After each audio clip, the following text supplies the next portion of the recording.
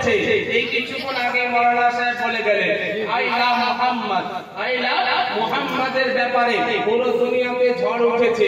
আজ আমি একটাই আশিখানের নবীদেরকে বলতে চাই, পুরো উম্মতে মুসলিমাকে একটা মেসেজ দিতে চাই। আই লাভ মুহাম্মদ মুসলমান মুহাব্বত দুই প্রকারের, এক হলো নেশা। নেশা শরীয়তে হারাম আছে, কিন্তু নেশা দুই প্রকারের হয়। নেশা দুই প্রকারের হয়।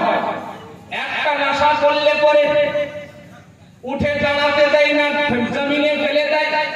একটা নেশা করলে পরে সমাজে সুনাম নাই, বদনাম করে দেয়। একটা নেশা করলে বোস মানে স্বামী স্ত্রীর মধ্যে ব্যবধান তৈরি করে দেয়।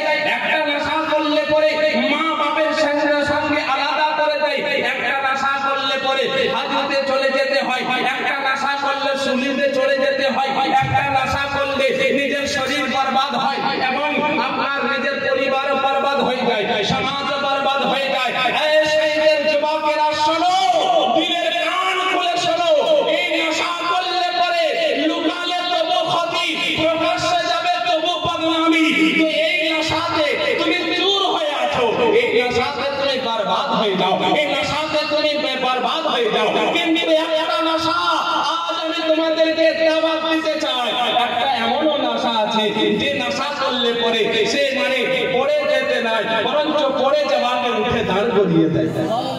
জোরে পড়ে যাওয়াকে উঠে দাঁড় করিয়ে দেয়। একটা নেশা এমনও আছে যে নেশাতে বদনাম নয়, বরঞ্চ সুনাম করিয়ে দেয়। একটা নেশা এমনও আছে যে স্বামী স্ত্রীর মধ্যে আরো মহব্বত জমিয়ে দেয়। একটা নেশা এমনও আছে যে মা বাবা থেকে দূর নয়, বরঞ্চ আরো নিকট প্রমাণ করে দেয়। একটা নেশা এমনও আছে যে সমাজে বদনাম নয়, বরঞ্চ সুনাম করিয়ে দেয়। একটা নেশা এমনও আছে যে দুনিয়াতে তাকে সুনিতে নয়, বরঞ্চ দুনিয়াতে থাকলে তাকে ইজ্জত দেয়, ও আখিরাতেও চলে গেলে তাকে বড় মাকাম দান করে দেয়। বলেন সুবহানাল্লাহ, সুবহানাল্লাহ, সুবহানাল্লাহ।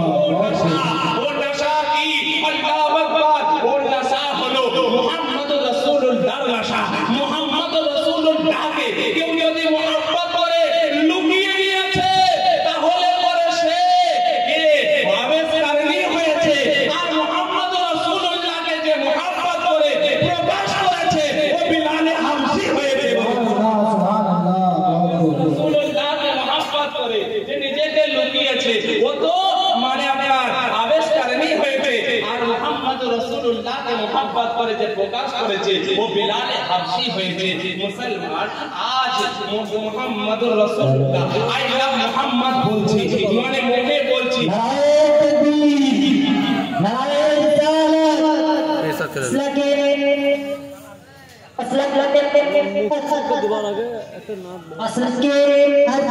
ধরছে না।